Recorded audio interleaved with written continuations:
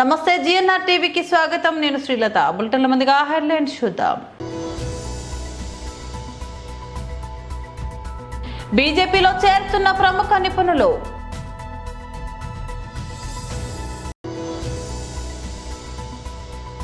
ఎన్నికల కమిషనర్ ను కలిసిన అనంతరం మీడియాతో మాట్లాడుతున్న బీఆర్ఎస్ వర్కింగ్ ప్రెసిడెంట్ కేటీఆర్. 20 లక్షల ఉద్యోగాల కల్పన దిశగా కూటమి ప్రభుత్వం అడుగులు. టీడీపీ నేతలు మీడియాతో సమావేశం. తాడేపల్లిలోని వైఎస్ఆర్సీపీ కేంద్ర కార్యాలయంలో మాజీ MLA Malladi Vishnu press meet.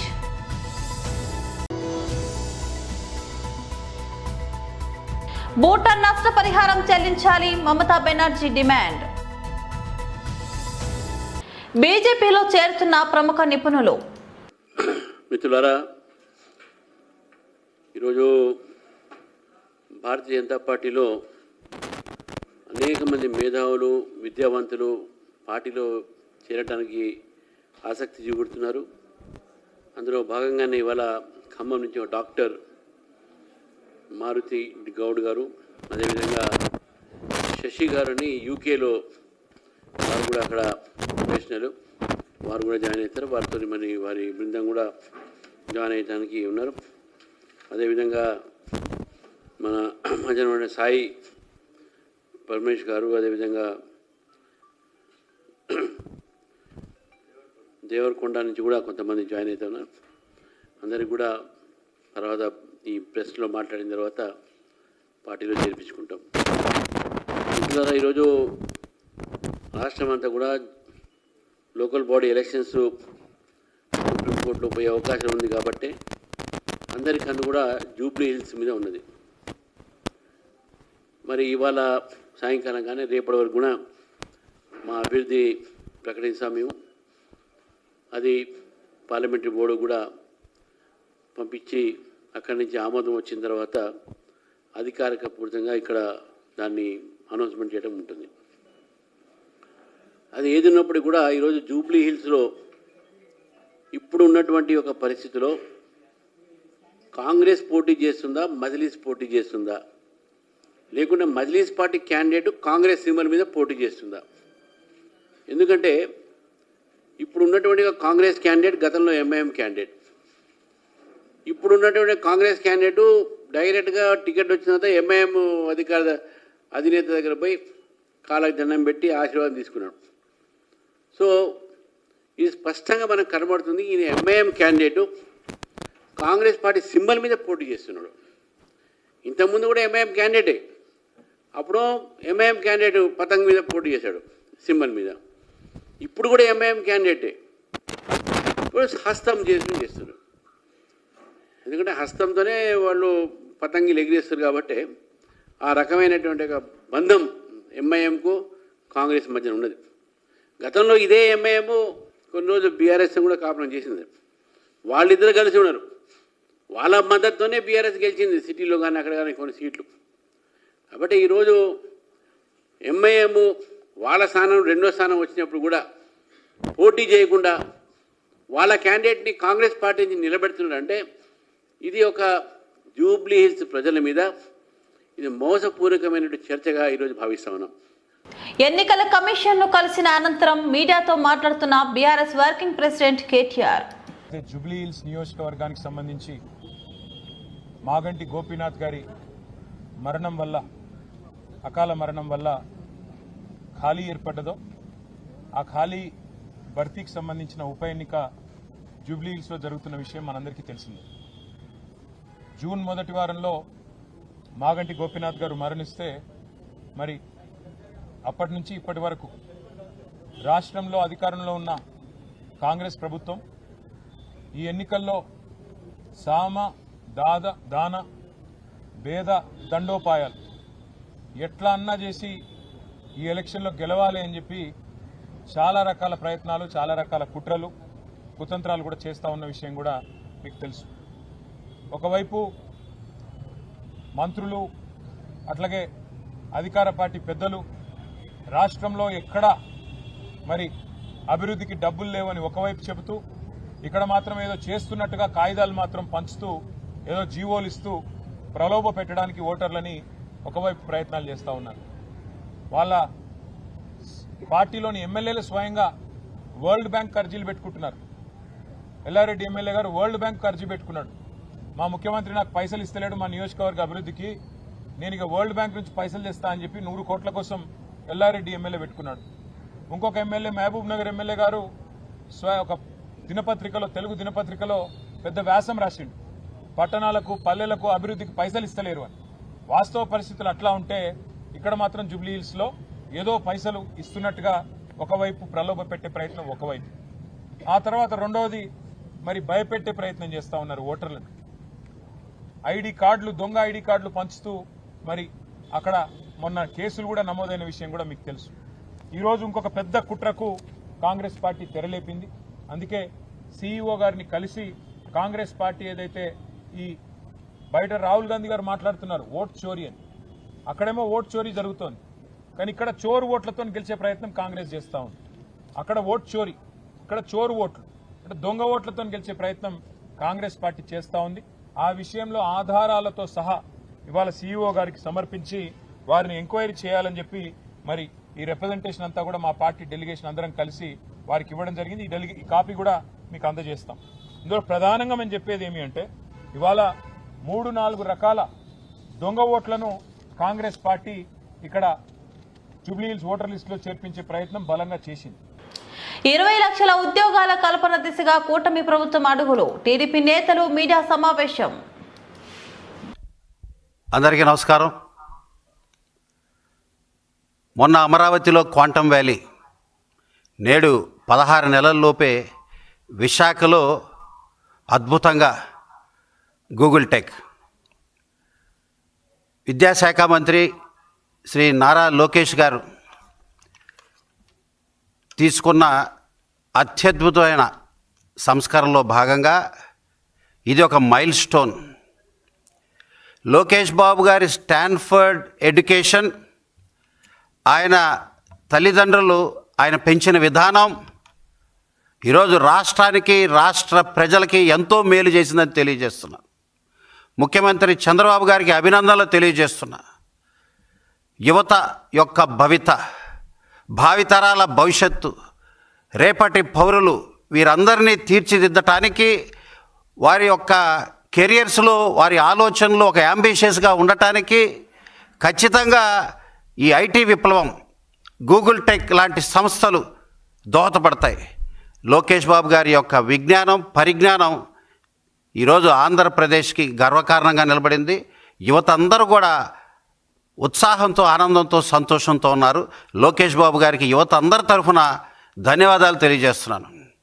రేపు జరగబోయే ఎంఓయు ఢిల్లీలో ముఖ్యమంత్రి నారా చంద్రబాబు నాయుడు గారు, అదేవిధంగా ఐటీ మినిస్టర్ లోకేష్ బాబు గారు, వీరందరూ కూడా రేపు గూగుల్ టెక్ ద్వారా చేసుకునే ఒప్పందం 55,000 కోట్ల పెట్టుబడి, దాదాపుగా సౌత్ ఏషియాలోనే బిగ్గెస్ట్ డేటా సెంటర్గా విశాఖపట్నంలో మొదలు కాబోతుంది.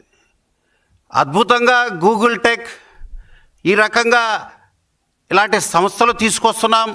ఎసెన్షియర్, అదేవిధంగా టీసీఎస్ ఇలాంటి సంస్థలు ఈ 16 నెలల్లోనే శ్రీకారం చుట్టాయి. గూగుల్ టెక్ కూడా వస్తుందని చెప్పి మనం మాట్లాడుతుంటే ప్రతిపక్ష నేత దురదృష్టం.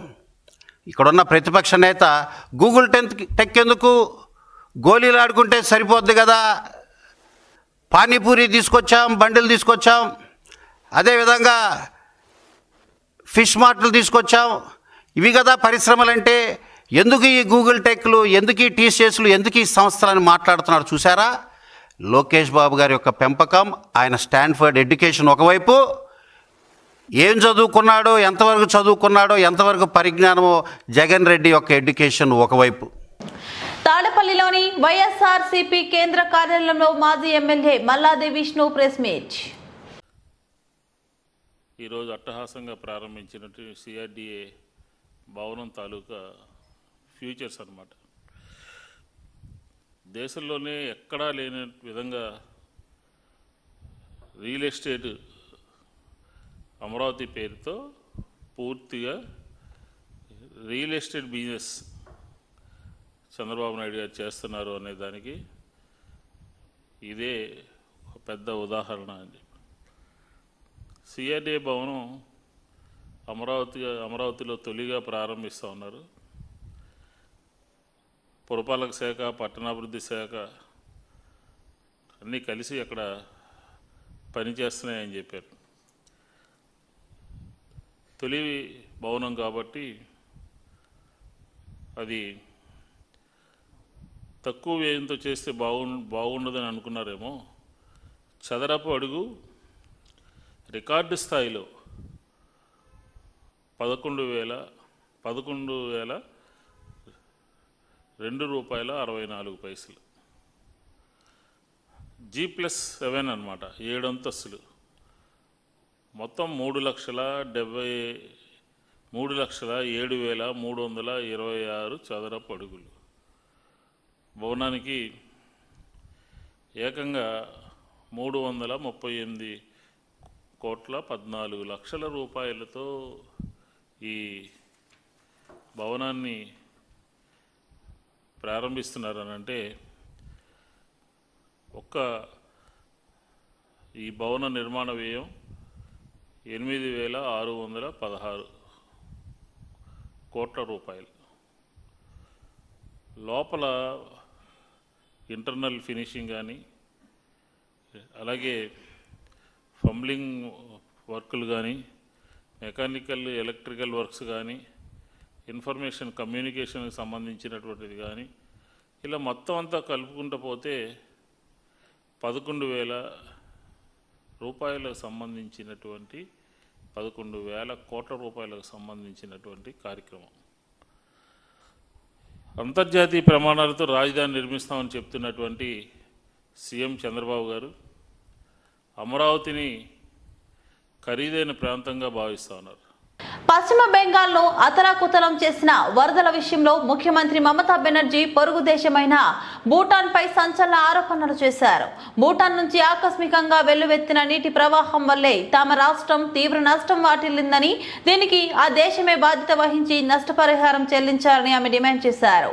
జల్పాయిగూడి జిల్లాలోని వరద ప్రభావిత ప్రాంతాల్లో పర్యటించిన ఆమె సహాయక చర్యలను సమీక్షించిన అనంతరం ఈ వ్యాఖ్యలు చేశారు. వరద బాధితులకు అవసరమైన అన్ని సహాయ పునరావాస కార్యక్రమాలను రాష్ట్ర ప్రభుత్వమే పూర్తిగా తీసుకుంటుందని మమతా బెనర్జీ స్పష్టం చేశారు. ఈ విపత్కర పరిస్థితుల్లో కేంద్ర ప్రభుత్వం నుంచి తమకు ఎలాంటి ఆర్థిక సాయం అందలేదని ఆమె ఆరోపించారు. భారత్ భూటాన్ కు మధ్య ఒక ఉమ్మడి నది కమిషన్ ను ఏర్పాటు చేయాలని, అందులో పశ్చిమ బెంగాల్ ను కూడా భాగస్వామ్యం చేయాలని తాము చాలా కాలంగా కోరుతున్నామని గుర్తు చేశారు. తమ ఒత్తిడి ఫలితంగానే ఈ నెల 16న కేంద్ర ప్రభుత్వం ఒక సమావేశానికి ఏర్పాట్లు చేసిందని, దీనికి రాష్ట్ర అధికారులు హాజరవుతారని తెలిపారు. ఇటీవల డార్జిలింగ్, జల్పాయిగూడి జిల్లాలో కురిసిన భారీ వర్షాలు, కొండ చర్యలు విరిగిపడడంతో తీవ్ర విధ్వంసం జరిగింది. ఈ ప్రకృతి వైపరీత్యాల కారణంగా సుమారు 32 మంది ప్రాణాలు కోల్పోగా వేలాది మంది నిరాశ్రయులయ్యారు. పొరుగున ఉన్న నేపాల్, భూటాన్లలోనూ భారీ వర్షాల వల్ల నష్టం వాటిల్లిన విషయం తెలిసిందే. మమతా బెనర్జీ వరద ప్రభావిత ప్రాంతాల్లో పర్యటించడం ఇది రెండోసారి. కరీంనగర్ జిల్లా జంబికుంట మండలం సాయి గార్డెన్ ఫంక్షన్ హాల్లో బీజేపీ నాయకులు హుజూరాబాద్ శాసనసభ్యులు కౌశల్ రెడ్డిని చిల్లర వ్యాఖ్యలు మాట్లాడడం సరికాదని, కౌశిక్ రెడ్డి చిల్లర వేషాలు మానుకొని పద్ధతిగా మాట్లాడాలని, హుజూరాబాద్ లో 42% బీసీల రిజర్వేషన్ కోసం రానున్న స్థానిక ఎన్నికల్లో రమేష్ గురించి మాట్లాడిన కేసును బీజేపీ టికెట్ నేనే ఇస్తా అన్నందుకు కౌశిక్ రెడ్డి ఇష్టానుసారంగా మాట్లాడినందుకు తన పద్ధతులు మార్చుకోవాలని కౌంటర్ గా ప్రెస్ మీట్ నిర్వహించారు. ఈ కార్యక్రమంలో బీజేపీ జిల్లా ఉపాధ్యక్షులు ఎర్రవెల్లి సంపత్రావు, హుజూరాబాద్ అసెంబ్లీ తాజా మాజీ కన్వీనర్ మాడ గౌతమ్ రెడ్డి, జమ్మికుంట మున్సిపాలిటీ మాజీ చైర్మన్ శీలం శ్రీనివాస్, బీజేపీ సీనియర్ న్యాయమూర్తి బండి కళాధర్, మాజీ టౌన్ అధ్యక్షులు జీడి మల్లేష్, మాజీ సర్పంచ్ రంగపూర్ బింగి కరుణాకర్, జిల్లా మహిళా మోర్చా అధికార ప్రతినిధి కంకనాల రామారెడ్డి తదితరులు పాల్గొన్నారు. మరి మొన్న జరిగినటువంటి శాసనసభ ఎన్నికల్లో టీఆర్ఎస్ పార్టీ అభ్యర్థి కౌశిక్ రెడ్డి, అతని భార్య, అతని బిడ్డ మాకు ఓట్లేసి గెలిపించకపోతే మేమందరం కూడా ఆత్మహత్య చేసుకుంటామని చెప్పి, ఈ గుండె అలసిపోయింది, ఈ గుండె ఇంకా ఆగిపోయే అవకాశం ఉందని చెప్పి ఒక అబద్ధపు, ఒక దుఃఖంగా ఈరోజు ప్రజలను మభ్యపెట్టే విధంగా మరి మాట్లాడిన మాటలకు సెంటిమెంట్గా ఫీల్ అయినటువంటి నా హుజూరాబాద్ నియోజకవర్గ ప్రజలు, ఎక్కడో ఒక కుటుంబమే చనిపోతుంది, మరి ఓట్లు ఇది ఒక్కసారి వేద్దాం, నేను ఒక్క మెత్తనే గెలుస్తున్నా అని చెప్పి ఎవరికి వాళ్ళు వేసి ఈరోజు ఎమ్మెల్యేగా కౌశిక్ రెడ్డి గెలిపిస్తే నిజంగా కూడా కౌశిక్ రెడ్డి గెలిపలేదు. ఈ ప్రాంత ప్రజలు రాజేందర్ అన్నారు ఎక్కడున్నా కూడా అతను ఇప్పటికీ మా ఎమ్మెల్యేగా భావించాలని పరిస్థితి ప్రజలు ఉన్నాయి. మరి గెలిచిన తర్వాత అతను అనేక రకాల హామీలు ఇచ్చినాడు. వేల కోట్ల రూపాయలతోని నేను హుజరాబాద్ రైల్వే కోడూరు మాజీ ముఖ్యమంత్రి వైఎస్ఆర్సీపీ అధినేత వైఎస్ జగన్మోహన్ రెడ్డి గారి ఆదేశాల మేరకు ఈ రోజు ఉదయం కోడూరులోని ఏకసైజ్ కార్యాలయం ఎదురుగా రాష్ట్ర వ్యాప్తంగా కుటీర పరిశ్రమలుగా నారావారిపల్లికి మద్యంతో ప్రజలు ప్రాణాలు తీస్తున్న చంద్రబాబు ప్రభుత్వానికి వ్యతిరేకంగా నిరసన కార్యక్రమం చేపట్టి నినాదాలు చేస్తూ ఉండగా పుల్లంపేట మండలంలో కల్తీ మద్యం తాగి వారం రోజులుగా ఆసుపత్రిలో చూపించుకొని సుమారు 7 లక్షల రూపాయలు ఖర్చు పెట్టినా కూడా నారావారి కల్తీ మద్యానికి బలి అయి చనిపోయిన వ్యక్తి లైవ్ లో ఫోటోలు వీడియోలు చూపించిన పుల్లంపేట ఎంపీపీ ముద్దా బాబుల్ రెడ్డి మరియు మాజీ శాసనసభ్యులు కోరుముట్ల శ్రీనివాస్ అనంతరం ఏకసైజ్ సిఐ గారికి వినతి పత్రం అందజేసిన అనంతపురం పత్రికా విలేకరులతో మాట్లాడుతూ రాష్ట్రంలో నకిలీ మద్యాన్ని అరికట్టి ప్రజల ప్రాణాలు కాపాడాలి, నకిలీ మద్యం దందాపై సిబిఐతో దర్యాప్తు జరిగేలా చూడాలని, రాష్ట్రంలో ఇటీవల బట్టబయలైన నకిలీ మద్యం తయారీ సరఫరా చూస్తే చాలా ఆందోళన కలుగుతుంది. యథేచ్ఛగా సాగుతున్న ఈ దందా మూలాలు రాష్ట్రంలో పలు చోట్ల కనిపిస్తున్నాయి. కేవలం స్పిరిట్ రసాయనాలతో తయారు చేసిన నకిలీ మద్యాన్ని పాపులర్ బ్రాండ్లుగా తలపించేలా బాటిళ్లపై నకిలీ లేబుల్స్ అంటించి సరఫరా చేస్తున్నారు. చిత్తూరు జిల్లా ములకల చెరువు, ఎన్టీఆర్ జిల్లా ఇబ్రహీంపట్నంలో భారీ స్థాయిలో నకిలీ మద్యం, స్పిరిట్, వేల సంఖ్యలో మద్యం బాటిళ్లు, మూతలు, కుటీర పరిశ్రమను తలపించే స్థాయిలో మద్యం తయారీ యంత్రాలు మీ శాఖ తనిఖీలో బయటపడ్డాయి.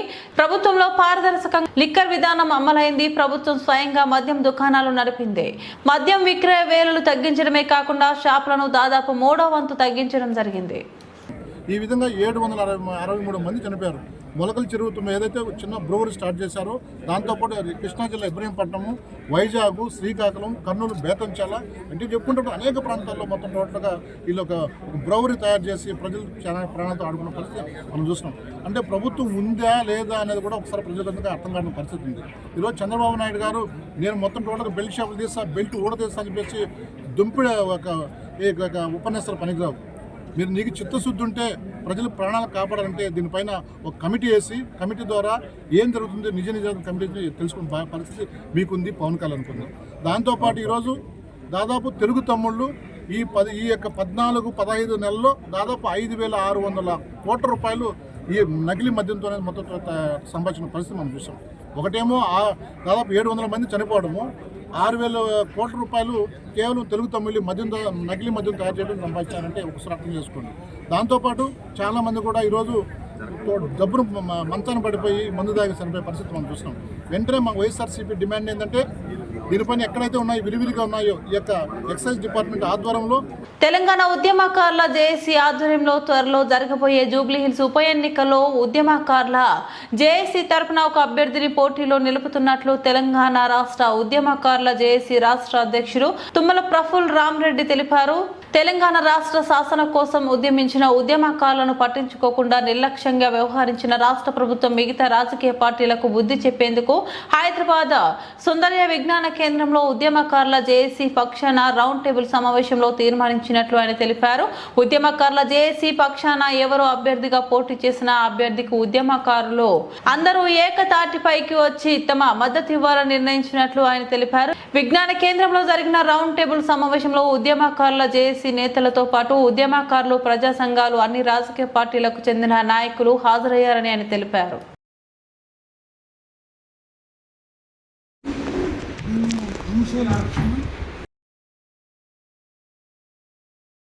అధ్యక్షుడిని తెలంగాణ డెమోక్రటిక్ ఫ్రంట్లో భాగస్వామి.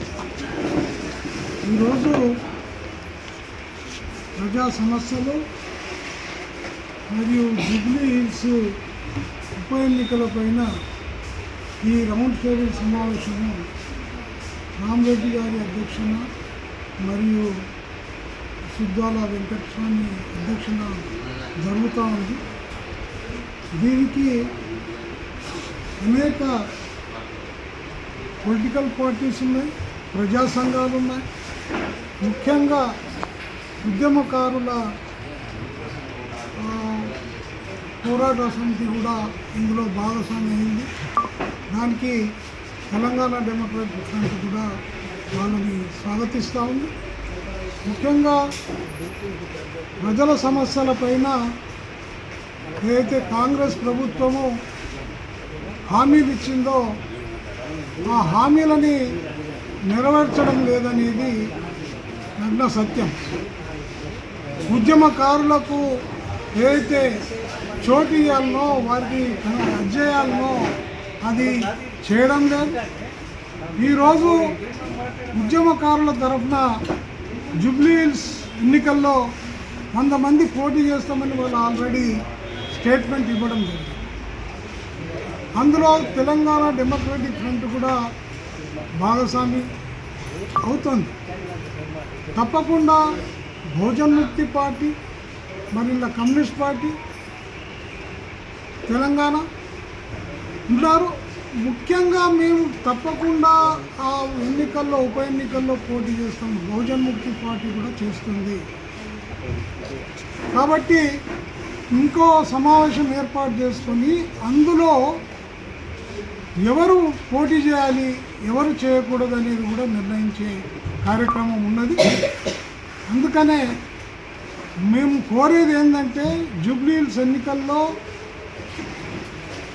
ఓట్లు పంచే స్థితిలో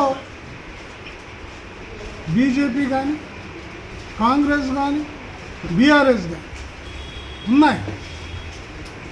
ఓట్లని కొనే సత్తా వాళ్ళ దగ్గర ఉండొచ్చు. బులెటిన్ ముగించే ముందు మరోసారి హెడ్లైన్స్ చూద్దాం.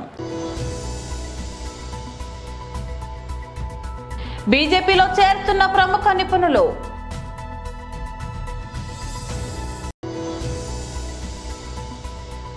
ఎన్నికల కమిషనర్ను కలిసిన అనంతరం మీడియాతో మాట్లాడుతున్న బీఆర్ఎస్ వర్కింగ్ ప్రెసిడెంట్ కేటీఆర్. 20 లక్షల ఉద్యోగాల కల్పన దిశగా కూటమి ప్రభుత్వం అడుగులు. టీడీపీ నేతలు మీడియాతో సమావేశం. తాడేపల్లిలోని వైఎస్ఆర్సీపీ కేంద్ర కార్యాలయంలో మాజీ MLA Malladi Vishnu press meet.